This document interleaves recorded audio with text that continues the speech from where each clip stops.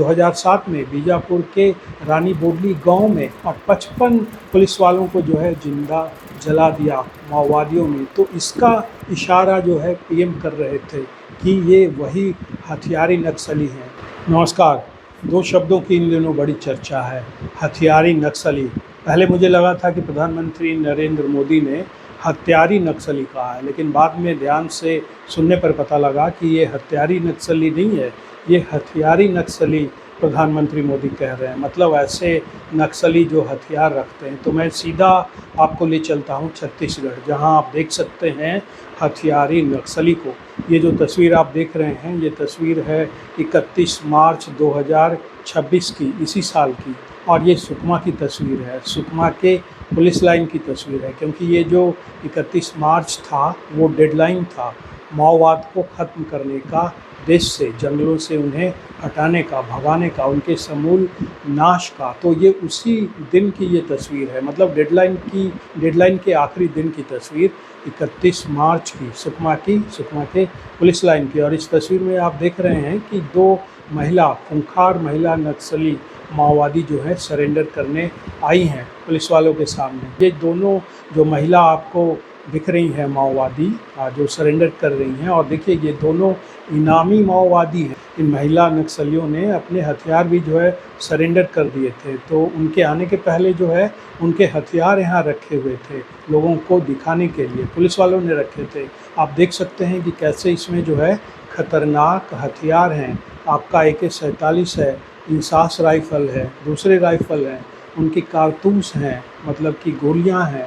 तो समझिए कि ये जो पीएम ने कहा है हथियारी नक्सली, तो ये उनके हथियार हैं। यही वो हथियार हैं जिनसे वो पुलिस वालों का, सुरक्षा बलों पर अटैक करते थे, उनकी जान लेते थे। और पीएम ने ये भी कहा है कि इन नक्सली माओवादियों ने, हथियारी नक्सली माओवादियों ने 3500 से ज़्यादा पुलिस वालों और सुरक्षा बलों के जवानों की जान ली। मतलब एक युद्ध में जितने सैनिक नहीं मरते हैं, उतने सैनिक जो हैं, पुलिस वालों के जवान जो हैं, इन लोगों ने जो है एक तरह से शहीद कर दिए। इन लोगों के हाथों जो है शहीद हुए पुलिस वाले। लेकिन इसकी बात मैं आगे करूँगा। अभी आप देखिए कि ये जो हथियार हैं ये इन्हीं महिला नक्सलियों के हैं, और इसमें क्या क्या हथियार हैं। और साथ में आपको दिख रहे होंगे नोटों की गड्डियाँ। दरअसल इनके पास पैसे भी खूब बरामद हुए थे उस दौरान, जब ये ऑपरेशन चल रहा था मार्च में। इनके पास से लाखों करोड़ों रुपए जो है मिलते थे। आप उस समय के अखबार अगर आप देखेंगे छत्तीसगढ़ के, तो उसमें आपको ऐसी खबरें दिख जाएंगी कि कैसे इन्होंने ज़मीन के अंदर जो है पैसे, रुपए जो हैं छिपाए हुए थे। सोना छिपाया हुआ था जंगलों में, ज़मीन के अंदर गाड़ कर। तो आप ये भी कह सकते हैं कि ये नक्सली जो हैं सिर्फ हथियारों का खेल नहीं खेलते थे, ये पैसों का भी खेल खेलते थे। पैसे भी इकट्ठे करते थे, सोना भी इकट्ठा करते थे। और नाम होता था आदिवासियों का, गरीब आदिवासियों के अधिकारों की रक्षा का।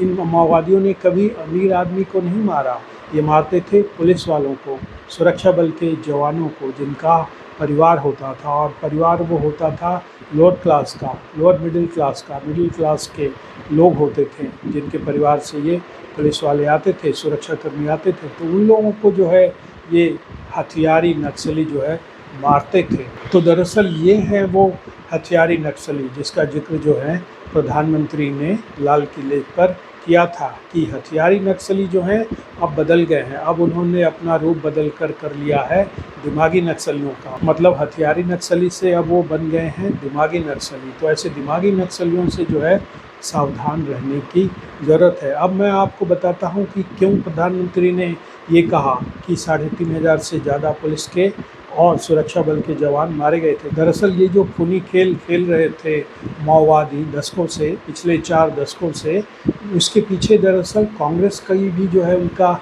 समर्थन था। क्योंकि कांग्रेस ने कभी जो है इन्हें अपना दुश्मन नहीं माना। इन्हें वो बिगड़ैल बच्चा कहती थी कांग्रेस, इन नक्सलियों को, माओवादियों को, कि ये बिगड़ैल बच्चे हैं। कभी इनके खिलाफ जो है ईमानदारी से कोई ऑपरेशन नहीं चलाया, नाम का चलाया, दिखावा किया, लेकिन इनका नाश नहीं किया, समूल नाश नहीं किया। और इन हथियारी नक्सलियों ने हज़ारों जो हैं पुलिस वालों और सुरक्षा बल के जवानों को मारा। आपको याद होगा जब 2003 में छत्तीसगढ़ में रमन सिंह की सरकार आई थी, तब उन्होंने सुरक्षा बलों को और वहाँ जो पुलिस के जवान थे उन्हें गुरिल्ला ट्रेनिंग देने की कोशिश की थी, दी थी बल्कि, क्योंकि ये जो माओवादी होते थे ये गुरिल्ला युद्ध में जो है एक्सपर्ट होते थे, दक्ष होते थे। मतलब जंगलों में कहीं से भी निकलकर ये हमला कर देते थे पुलिस वालों पर और उन्हें मार डालते थे। तो इनकी ट्रेनिंग जरूरी थी पुलिस वालों की, गुरिल्ला वॉर की। तो 2005 में जो है रमन सिंह की सरकार ने नागालैंड आर्म्ड फोर्सेस के जवान यहाँ बुलाए थे,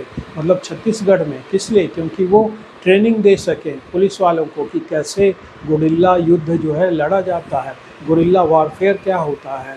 तो उन नागालैंड आर्म फोर्सेस ने जो है बीजापुर से इसकी शुरुआत हुई थी। ये जो छत्तीसगढ़ का ज़िला है बीजापुर, वहाँ से ये जो नागालैंड आर्म फोर्सेस के जवान थे, वहाँ का जो सलवा जुडूम था, ये बीजापुर में। आपको बता दें सलवा जुडूम जो है ग्रामीणों का एक ऐसा समूह था जो माओवादियों के खिलाफ जो है तैनात रहता था गांव में, गांव की सीमाओं पर। मतलब आप समझ लीजिए कि नक्सलियों और माओवादियों से लड़ने का एक लोकल मैकेनिज्म था, सिस्टम था सलवा जुडूम, जिसमें गांव के ही लोग होते थे।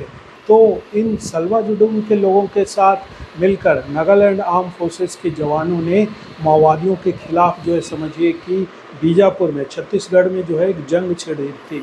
और 2005 से 2007 तक नागालैंड आर्म फोर्सेस के जवानों ने ये सलवा जुडूम के लोगों के साथ मिलकर जो है माओवादियों की एक तरह से कमर तोड़ दी थी। उनकी जो है रीढ़ की हड्डी पर प्रहार किया था बीजापुर में, छत्तीसगढ़ में। और बड़ी संख्या में जो है माओवादी मारे गए थे। और जब माओवादी मारे जाने लगे तो जो वामपंथी हैं, वामपंथी समूह हैं इस देश में, जिसका इशारा जो है प्राइम मिनिस्टर मोदी ने किया, अर्बन नक्सल और दिमागी नक्सली, वो उन्होंने इसका विरोध किया। मतलब नागालैंड आर्म फोर्सेस का विरोध किया कि एक दूसरे राज्य की पुलिस जो है छत्तीसगढ़ में क्यों बुलाई गई है, उनका इस्तेमाल जो है माओवादियों नक्सलियों को मारने के लिए क्यों किया जा रहा है। बहुत शोर मचा, बहुत हल्ला मचा देश के अलग अलग हिस्सों में। मतलब इतना शोर मचा कि इसकी बात जो है विदेश में गई, यूरोप में गई, पश्चिम देशों में गई।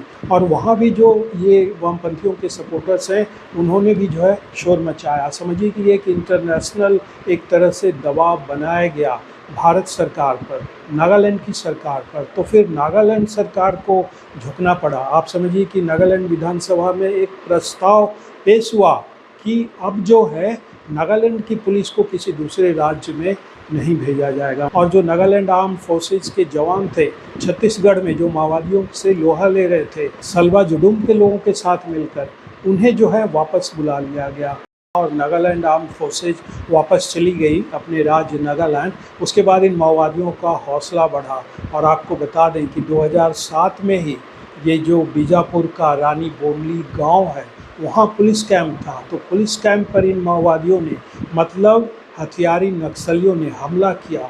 और वो जो कैंप था, स्कूल में बना था वो कैंप, उसे बाहर से बंद करके उसमें आग लगा दिया माओवादियों ने। और उसमें जो है 55 जवान जो है जिंदा जल गए माओवादियों के हाथों।